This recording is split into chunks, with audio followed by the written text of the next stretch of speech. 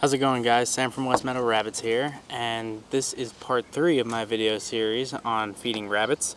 And today we're going to talk about basically everything else you can feed a rabbit besides a pellet, and how to feed a rabbit without pellets.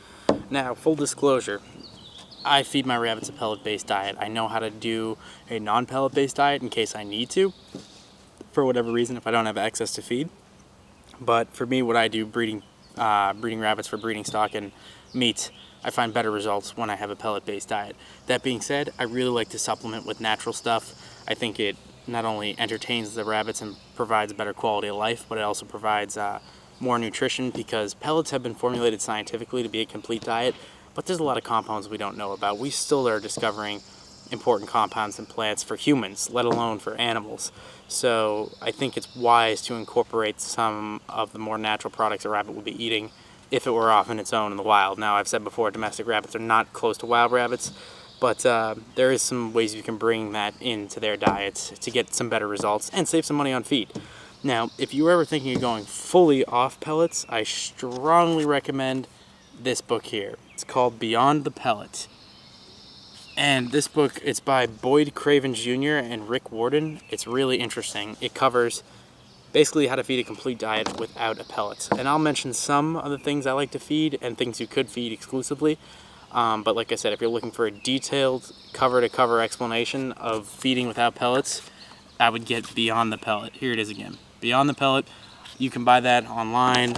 Support your local store if you can find one. But yeah, that'll give you a good detailed explanation. So now let's get into it. Basically, when it comes to non-pelleted feeds, there's really 4 options. And if you're feeding a completely non-pelleted diet, you're going to be incorporating all 4. The first, which I mentioned in the previous video, is different types of hay, both legumes and grasses. Those are going to be the bulk of your diet if you're going non-pellet. It's going to provide you most of the energy, the protein, and other nutrients your rabbits are going to need. If you want to learn more about the hay, please click over back to that video if you haven't watched it yet, and it'll explain all that. The next biggest and probably most important part of the diet is going to be what you call your greens. Greens are basically any non-dried plant material. Hay, dried plant material. Greens, not dried plant material. Pretty straightforward. There's not that much of a difference between the two depending on what you're feeding. So you have your standard greens, which are not really any different from hay except that they're fresh, such as this basic grass from your backyard right here. It's perfectly fine. That's going to make up a lot of rabbit feed options out there. But you also have much more nutritious greens available to you, and I would recommend utilizing them heavily. So this is clover. Most of you are going to be familiar with clover. There's 2 varieties of clover that grow in my area. White clover, which gives you the little white flowers that are all over my yard except for where I'm standing, and that's going to be in your lawn. And then you'll see purple clover, which are these bigger plants that grow up and have the purple flowers. Both are legumes, both are very high in protein, both are very nutritious for your rabbit, and both have good source of energy. So they're another really, really solid component of a rabbit diet. One lesser known good feeding material for rabbits, and incidentally is a notorious yard weed, it's called plantain. Not like the banana-shaped fruit, but this is the plant, plantain. It's called common plantain. It grows these broad, dark green leaves. This is a very small plant, it's not mature. You can see the roots go down like this. In your yard, when it's a really annoying weed, it'll get huge. And it'll send up these little seed stalks once it's ready to go. It's a noxious weed. People usually spray Roundup on it to get rid of it, but it's free rabbit food. And it's an incredibly nutritious plant. It's got loads of minerals and vitamins. It's actually edible to humans too. So don't spray it, eat it. That's my philosophy for everything in your yard. Incidentally, weeds typically are more nutritious than basic yard plants, if you will, and are actually really good food sources both for rabbits and people. Which brings me to my next point here about greens. Basically, almost anything a person can eat, green-wise, a rabbit can eat. And that includes weeds. I really highly recommend you look into, foraging outdoors for yourself, but also any of those plants you forage, you can also feed to your rabbit. Another common weed I have is daisy fleabane. Perfect rabbit feed, and it's good in salads. So the list goes on as far as weeds go, but those are all great rabbit feeds. With the exception of milkweed and a couple other very poisonous weeds that are usually well known, They're basically poisonous to almost everything. You, me, rabbits, dogs, whatever. So you can do a quick Google search of poisonous weeds to avoid in your area, because it's going to depend on where you are. But for the most part, most weeds are actually really nutritious and make good feed. But you will notice rabbits prefer some things over others. Continuing on with greens, you have, of course, your standard greens that humans like to eat, although I wouldn't recommend feeding them to rabbits, because why are you going to waste your greens that you could be eating yourself on rabbits? That being said, spinach is really good. Rabbits love spinach. Kale, carrot tops, cabbage. Got to be careful with cabbage not to feed too much at once, because it will bloat them. And that goes with all of these greens. I should have mentioned that. It's better to feed a diversity of greens rather than a ton of one type, because that will prevent them from getting oversaturated with whatever nutrient that green has. So all those vegetables, and if you're Italian or from the Mediterranean like myself, you will also know about dandelion, which is a really popular food in those countries, and it's actually a fantastic rabbit feed. Rabbits go nuts for it, but it's also delicious for yourself, so you may not want to give it to them. And basically the list goes on for those types of greens. The third type of food you can give to rabbits is what I would call the starches. Starches, that's cute. Starches and like grainy type things. So that's going to be your root crops, which you shouldn't feed heavily. Your grains, again, not to be fed heavily. They really should not make up a large part of your rabbit's diet. Some common grains people do are oats and sunflower seeds, which can be really good for rabbits if you know what you're doing and you supplement in the right ways. But that's too much to explain in a video. So again, check out the book, check out online if you're looking for that. But that's just, those are possibilities, and they will make up an important part. So in addition, you have your root crops like beets, carrots. It's pretty, I don't know, for whatever reason, bunnies got associated with carrots. They do really like carrots, but they like any root crop because it's sugary. But you shouldn't feed them too much. The higher the sugar content is, the more carefully you're going to want to feed it. Is a good rule for rabbits.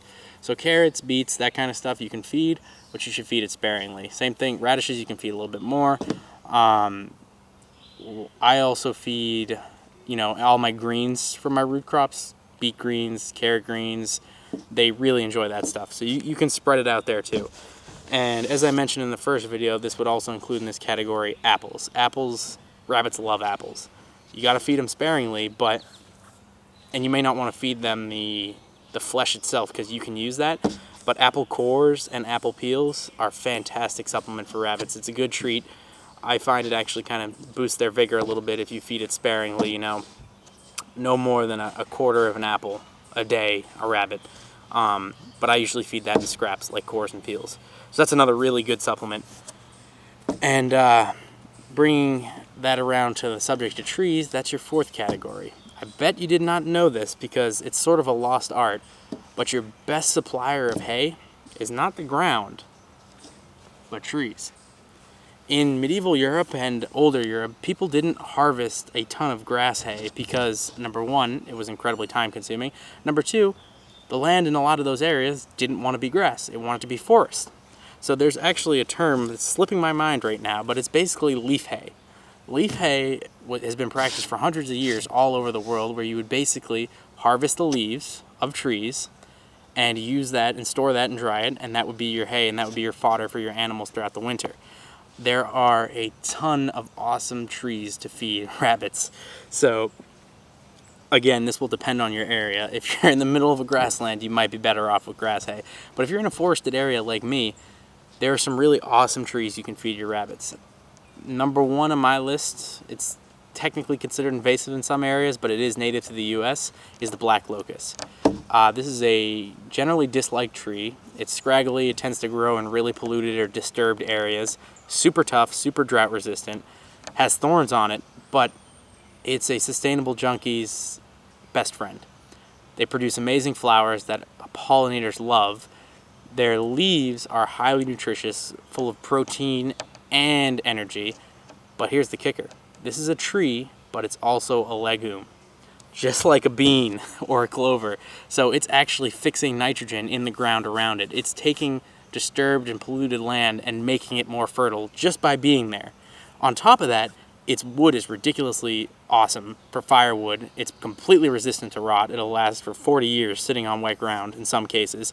And it's as hard as an oak, but it grows probably 3 times as fast, which is the greatest thing about black locust. You can plant it everywhere, you can whack it down at the end of the year, you can feed the twigs and all to your rabbits, and it'll be back up the next year.